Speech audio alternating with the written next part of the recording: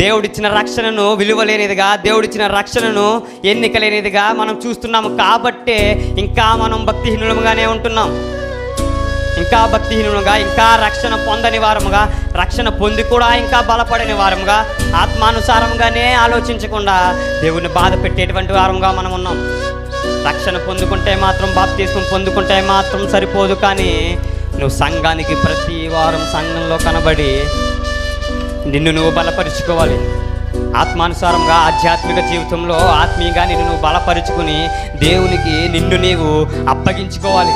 నిన్ను ప్రతిష్ఠితంగా నాజీరు చేయబడిన వాడవై నీవు అప్పగించుకోవాలని, సమర్పించుకోవాలని దేవుని వాక్యం సెలవిస్తుంది. ఇన్నేళ్ల నుండి సంఘానికి వచ్చాం. కనీసం సంఘానికి మన వలన ఏమైనా ఉపయోగం ఉన్నదా? కొన్ని సంఘానికి ఏం ఉపయోగం లేదు, అది పక్కన పెట్టండి. సంఘం వలన మనం నేర్చుకున్నది ఏదైనా ఉన్నదా?